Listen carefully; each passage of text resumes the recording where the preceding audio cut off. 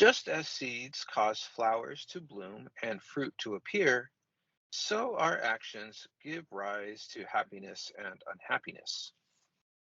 In Buddhism, our actions are also referred to as karmic seeds. The word karma, karmic, referring, as we have seen, to all kinds of actions. Shakyamuni compared our actions, our karma, to seeds that come to fruition. Why did he do so? Because just as seeds give rise to flowers and fruits, so our actions give rise to happy and unhappy states. In 2005, something very strange grew out of the asphalt on a road in Aoi City in Hyogo Prefecture. People thought it might be a weed, but then a white head popped out. It was a daikon radish. A daikon radish had pushed its way through the asphalt and soon became the talk of the town. This strong-willed radish was given the nickname Daichan and became one of the sights of Aioi. Many people were moved and encouraged by the vital power that enabled the radish seed that was buried under asphalt to break through the hard road surface and bud. But radishes are not the only things that possess great power. Shakyamuni teaches that our actions possess the power to produce happy or unhappy states. In Buddhism, this is called karmic power. Our actions of body, speech, and mind give rise to this karmic power that remains stored within us. If you earnestly strive to do your best, even when no one is looking, that gives rise to this power stored within you. If you speak to others in gentle, considerate words, this too becomes an unseen power that accumulates within you. If you tell yourself never to give up and always do your best, that remains as power within you. On the other hand, if you slack off when no one is looking, that also remains within you as a negative power.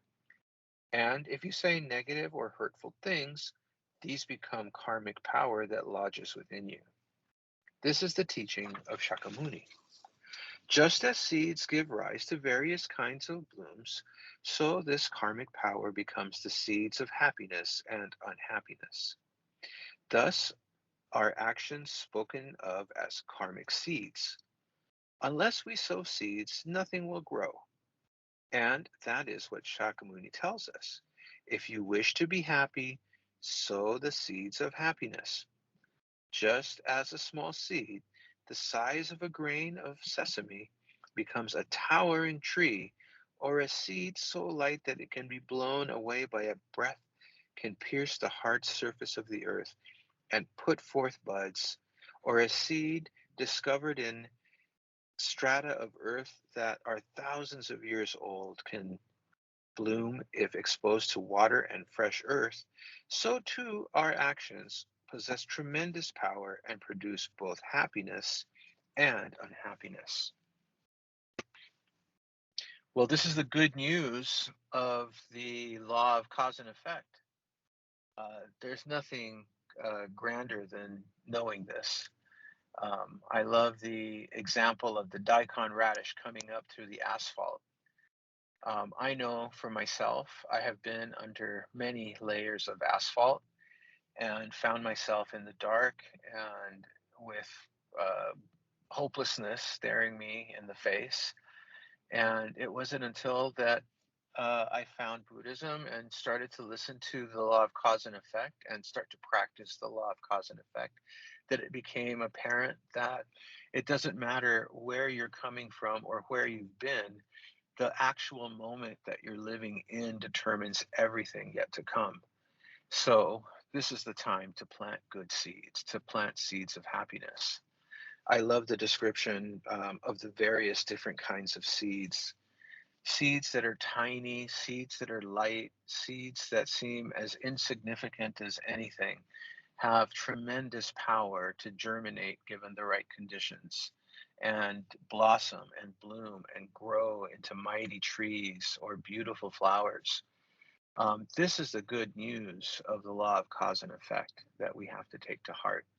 And we are also fortunate that we are hearing this and that we have the opportunity to practice it.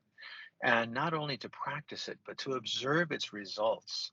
And when we observe the results and we see that it's working, it deepens our bond with Buddhism. It deepens our faith in the law of cause and effect, and it deepens our confidence in our ability to move our destiny in the right direction, in the direction that we want, in the direction of absolute happiness.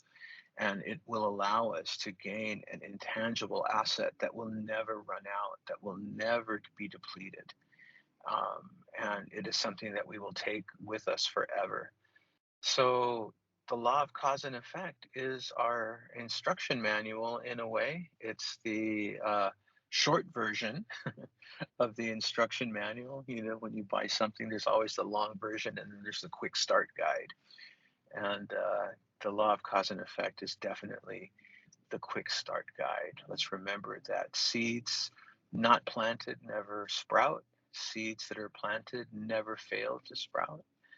Uh, good seeds will yield good effects. Bad seeds will yield bad effects, and always our own seeds will bring effects back to just us, to ourselves. So let's plant good seeds and also look for good conditions.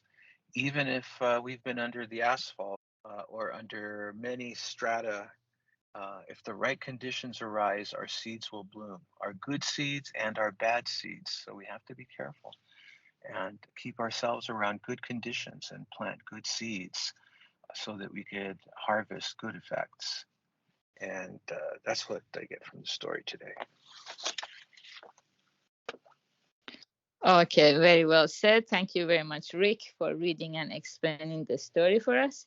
Yeah, that's the good news. No matter how many layers of strata the seed is buried under, so it is absorbing a lot of nutrients, a lot of light, and in due time, the results will happen. So we can go forward together as a Sangha by following the teachings of the Buddha and avoiding expectations of things happening too fast, too quick, because that often leads us astray. And good job, everyone, for being here, practicing steadily every day, day in, day out, going forward together. So have a beautiful Tuesday evening. Thank you for all your hearts and love, and have a wonderful night. Bye bye.